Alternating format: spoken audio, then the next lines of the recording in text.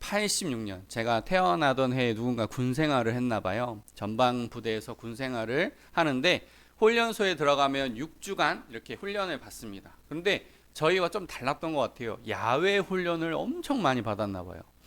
그런데 여러분, 건물 안에서 자다가 텐트 안에서 자면, 너무 추운 데서 자면 자다가 깨다가 그러잖아요. 그런데 밥도 시원치 않은 맨날 된장국에 뭐 고추 장아찌에 밥에 이렇게 나오면 젊은 이 20대 남자는 너무 배가 고파요. 그런데 막 각계 전투라고 해서, 저는 군생활 그렇게 세게 하지도 않았지만 막 흙탕에 막 이렇게 구르고 누워서 막 이렇게 어깨로 가고 그러면 내가 참 불효자구나 하는 생각이 많이 납니다.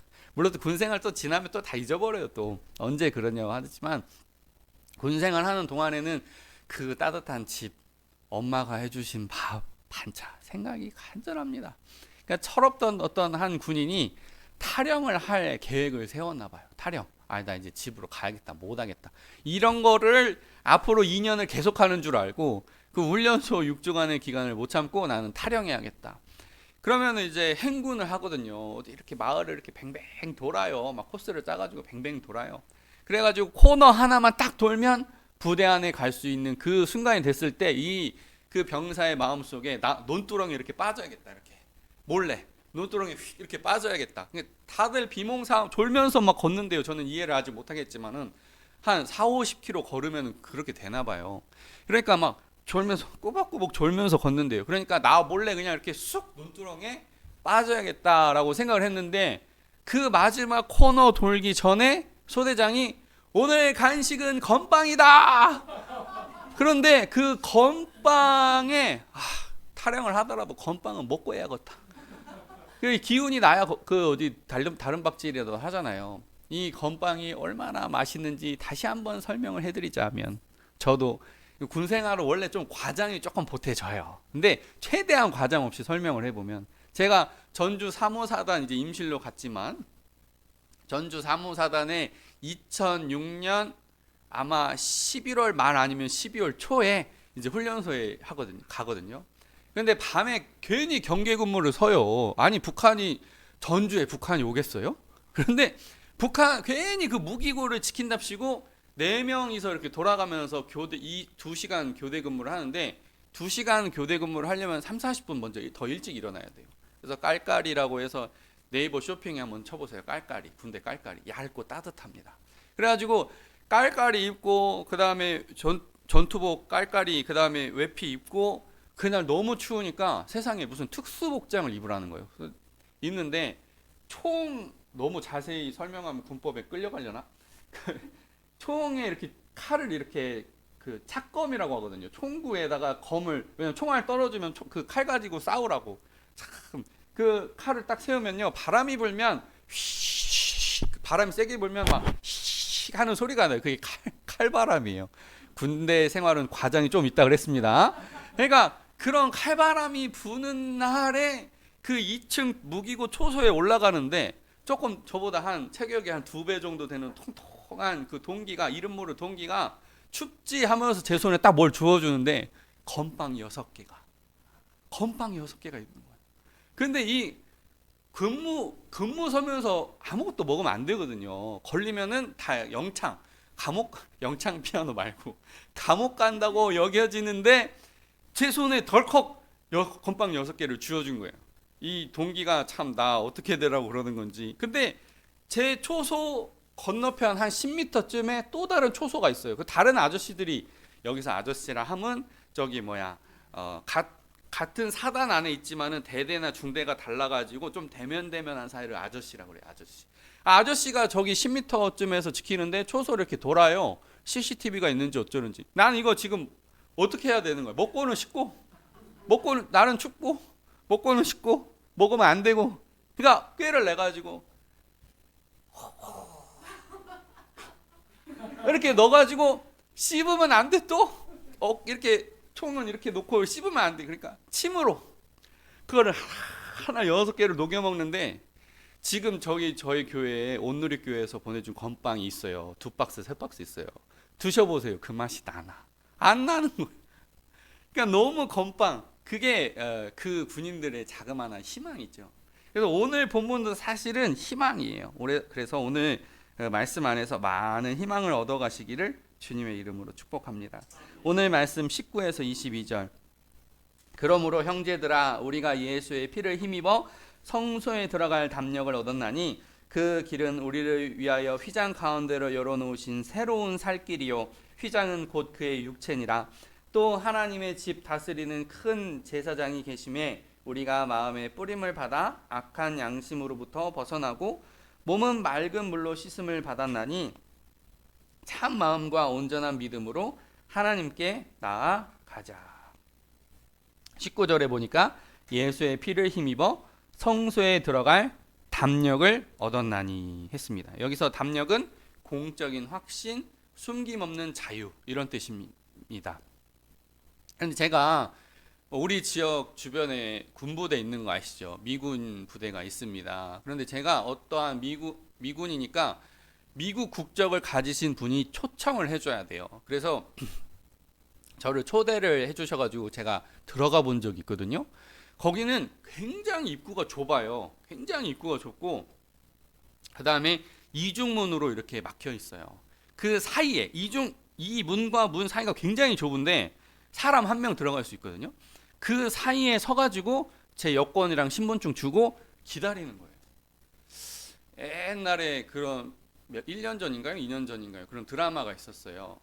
순양 그룹 이야기라고 해서 진도준 부잣집 막내 아들인가요? 그런 드라마가 있었어요. 그런데 거기 보면 순양 그룹의 정보원은 이거라고 그랬어요. 그러니까 그게 약간 삼성 그룹을 빗댄 거예요. 삼성의 이 정보원 수준은 굉장해가지고 그 사람 신원조회 하면은 그냥 손바닥 보듯이 다 나온다는 거예요. 근데 제가 무려 미군 앞에 선 거예요.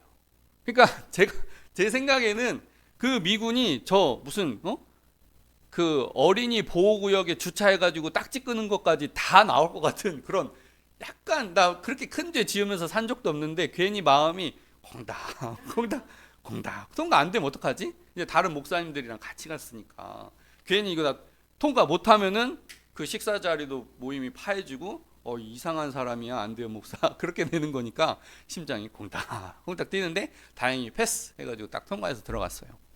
그런데 우리가 하나님 앞에서 서본다면 그런 느낌일 것 같아요. 하나님께서 우리 전체 인생을 쫙 스캔을 해가지고 우리 6살 때 뭐 연 훔치고 팽이 훔치고 막 그런 것부터 해서 쫙 하나님이 그렇게 정밀하게 보신다면 누가 과연 그 검색대를 통과를 하겠어요? 그렇지만 예수님께서 우리를 위해서 십자가에서 대신 죽으심으로 말미암아 우리는 그 어려움을 그 스캔을 통과할 수 있다는 것입니다. 우리가 예수님을 믿기만 하면 우리가 예수님의 제자로 산다고 다짐을 하면 그리고 교회의 구성원으로서 성찬에 참여하면 우리는 구원받은 백성인 줄로 믿습니다. 구원파가 아무리 너 몇 날 몇 시에 구원받았냐 그거 확실하냐 너 오늘 죽으면 천국 갈 수 있냐 네 라고 대답하지 말고 응 그래요 응 이렇게 말씀을 하세요. 우리는 그 정도로 자신 있는 사람이다. 왜? 예수의 피가 우리에 있으니까. 그래서 20절에는 새로운 살길이라는 부분을 또 보면은 여기서 새롭다라는 뜻이 막 도축돼서 피가 낭자한이라는 뜻이에요. 막 도축돼서 피가 낭자하다. 그러니까 우리는 은혜를 공짜로 받았지만 그 값비싼 은혜라는 것을 다시 한번 생각해 볼 필요가 있어요. 우리는 구원을 공짜로 받았지만 그 은혜는 예수님의 피 때문에 흘려진 것이다. 피가 흘려진 것 때문에 받은 것이다. 그렇게 이해하시면 좋겠습니다.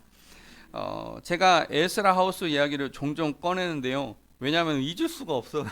3번을 갔다 왔는데 4박 5일인가 5박 6일인가 아침 새벽 맨날 이거 할 때마다 틀려가지고 어머니가 뭐 교정을 해주시는데 새벽 6시부터 밤 11시까지? 예.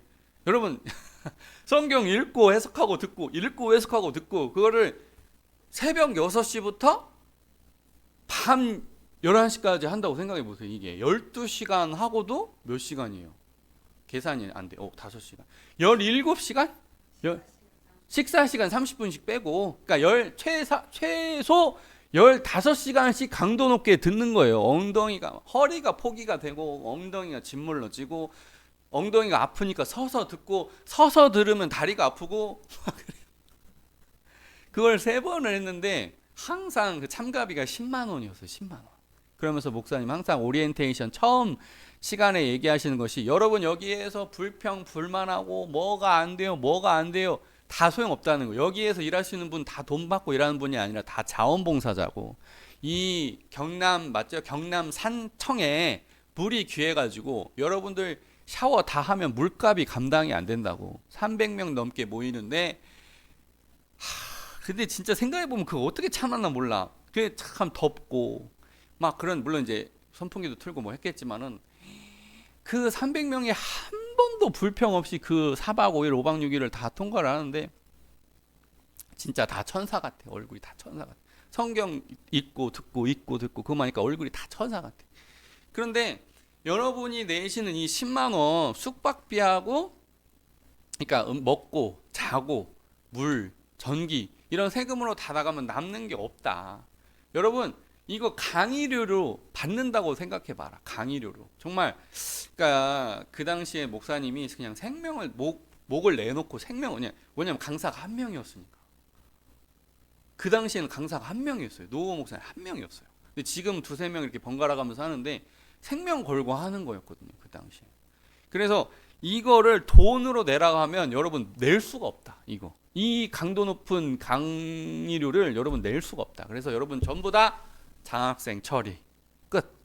그거는 돈을 안 받겠다는 거예요. 그거를 생각해 보면 진짜 값비싼 은혜구나. 그런데 예수님의 구원은 얼마나 더 값비싸겠어요. 살기 위해서 죽으라는데 살기 위하면 피를 내야 된다는데 영생에 참여하기 위해서는 그 자기 생명을 내놓아야 된다는데 누가 살기 위해서 죽으라고 하면은 다 사기꾼이다 그럴 거예요. 살기 위해서는 죽어야 한다. 그러면은 다 에이 저거 사기꾼이네. 어떻게 살기 위해서 죽어? 그런데 그 영적인 의미를 깨달으신 분들이 교회에 봉사하고 헌신하는 거예요. 살기 위해서 죽어야 한다는데 예수님이 정말로 죽지는 않게끔 해주신 그 은혜에 감사해서 뭐도 하는 거죠. 이어지는 23에서 25절. 또 약속하신 이는 믿으시니 우리가 믿는 도리의 소망을 움직이지 말며 굳게 잡고 서로 돌아보아 사랑과 선행을 격려하며 모이기를 패하는 어떤 사람들의 습관과 같이 하지 말고 오직 권하여 그 날이 가까움을 볼수록 더욱 그리 하자. 4월에서 5월 저희가 한일 군산 노예 안한 목사님들 모여서 한일 합창제를 하는데요.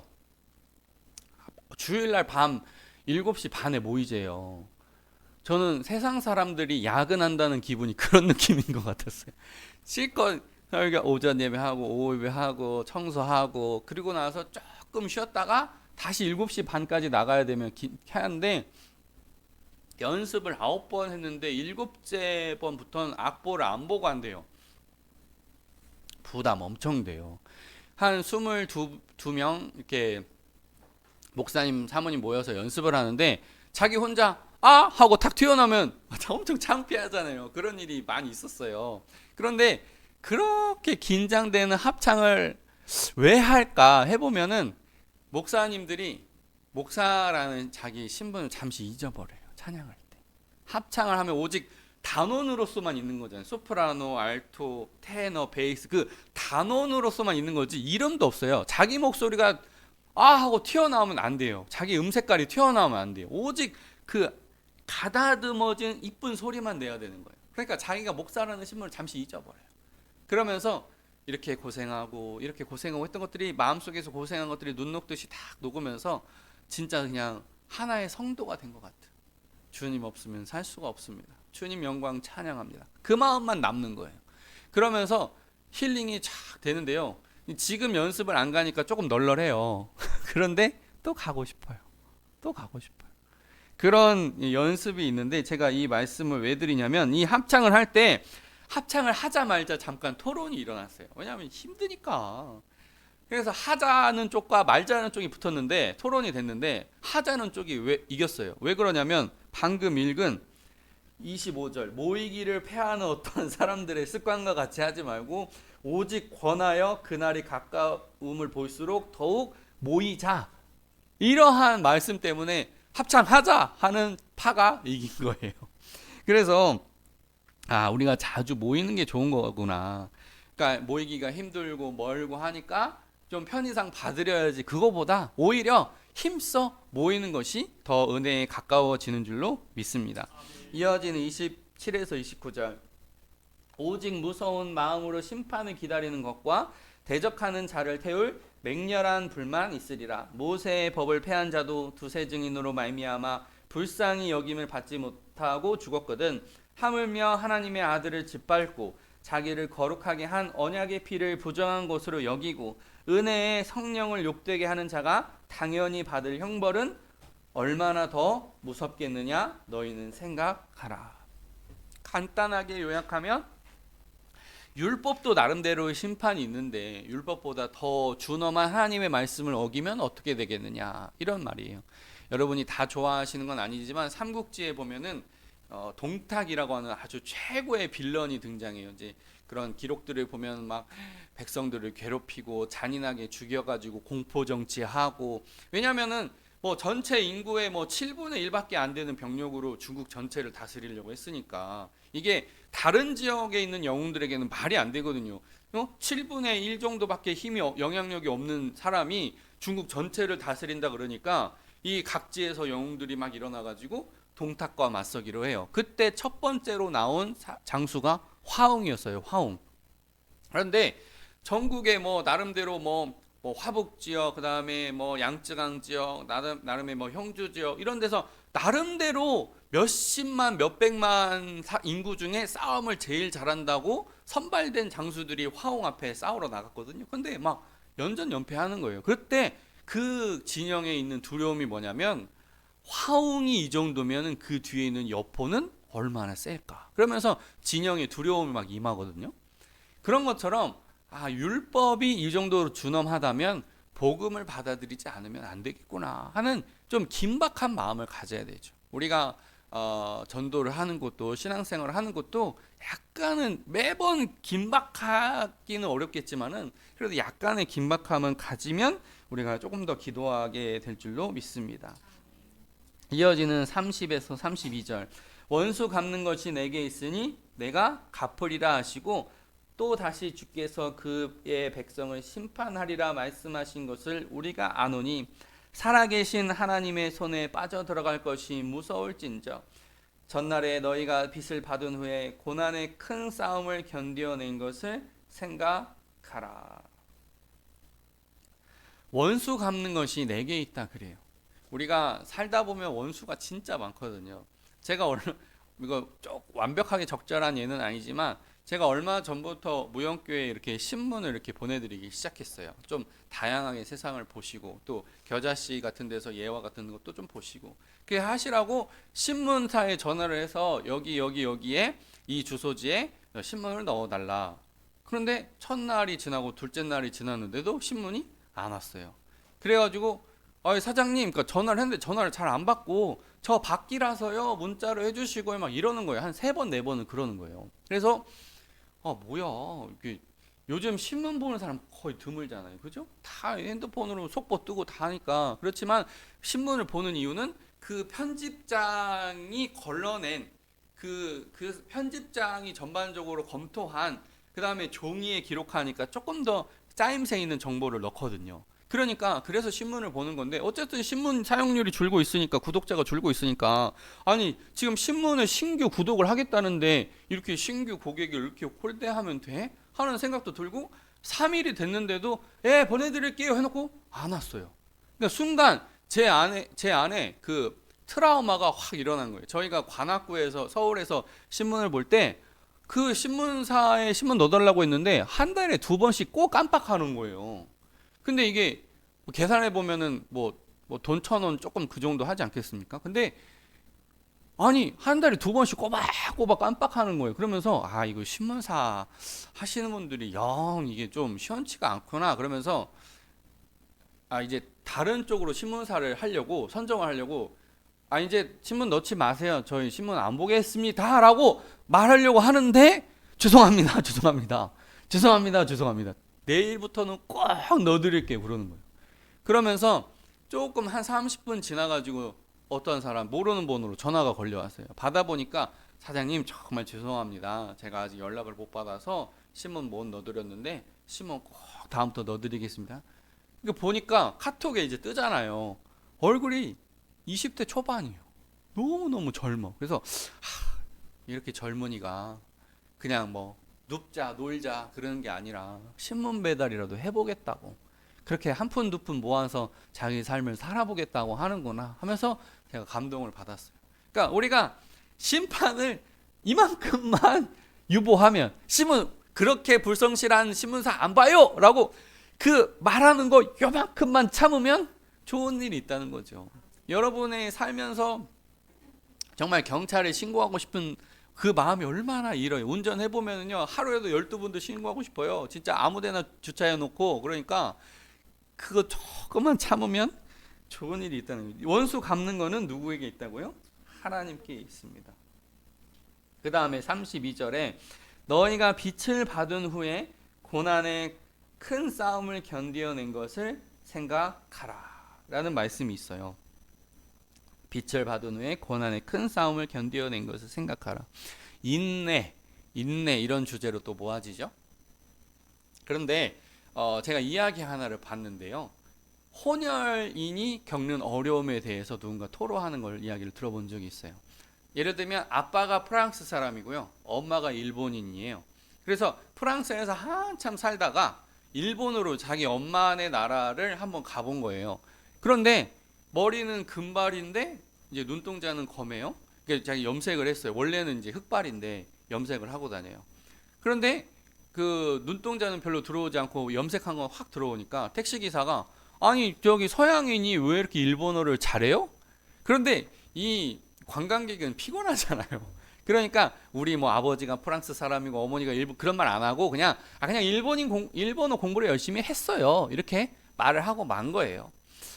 그런데 그렇게 일본 여행을 한참 즐긴 다음에 프랑스에 이렇게 가니까 또 프랑스에서는 눈동자가 이렇게 검으니까 커피를 주문을 했는데 안 가져오는 거예요. 그래서 뒤에 따랑 하고 열고 온 손님이 더 먼저 커피가 먼저 나가고 자기는 한참 후에 종업원을 다시 얘기를 해가지고 커피가 늦게 나왔다는 거예요. 인종차별을 당한 거예요. 그러니까 혼혈로서 살아간다는 것이 좀 불편하구나, 좀 짜증나네, 그런 감정이 있다가 이 사람이 생각해낸 아이디어가 뭐냐면 그래 나는 그러면 이방인인 척 할 거야, 이렇게 마음을 바뀐 거예요. 어떻게 하냐면 프랑스에서는 일본인스럽게, 외모는 일본인스럽게 가꾸지만은 프랑스의 유명한 문학 작가 이름을 댄다라든지 그 책 읽어봤다고 한다라든지 하면은 어떻게 그걸 아세요? 하면서 막 우리나라를 존경하는 외국인이 왔다 하면서 막 음식에 서비스가 나가기 시작하는 거예요. 반대로 일본에 가가지고 일부러 사투리를 쓰는 거예요. 깜짝 껍벅 죽는 거죠. 아니 외국인이 어떻게 일본어 사투리까지 알아? 그러면서 더 막 잘해주는 거예요. 그러니까 생각하기 나름이라는 거예요. 생각하기. 우리가 처해진 고난도 참고 이겨내면 그게 더 우리에게 좋은 승리로 다가온다는 것입니다. 그 당시에 히브리서, 오늘 본문이 기록될 당시에는 이스라엘에서 살면서 기독교로 개종해서 당하는 고난이 있었고요. 그 다음에 이 사람들이 이방으로 나가서 외국 타국 타지 생활하면서 받았던 서러움과 또한 그 핍박들, 할례당이 주는 핍박들 여러 가지가 섞여 있어요. 그러나 그럼에도 불구하고 예수님의 은혜 때문에 우리는 참을 수 있고, 우리가 하나님이 주신 지혜를 조금만 발휘하면 더 좋은 결과를 얻을 수가 있다는 것입니다. 저와 여러분이 이러한 은혜 안에 사실 수 있기를 주님의 이름으로 축복합니다. 아멘. 기도하겠습니다. 하나님 아버지 감사합니다. 오늘 말씀은 인내와 소망에 대해서 말씀하고 있습니다. 새로운 살 길을 붙잡으라 라고 말씀하고 있습니다.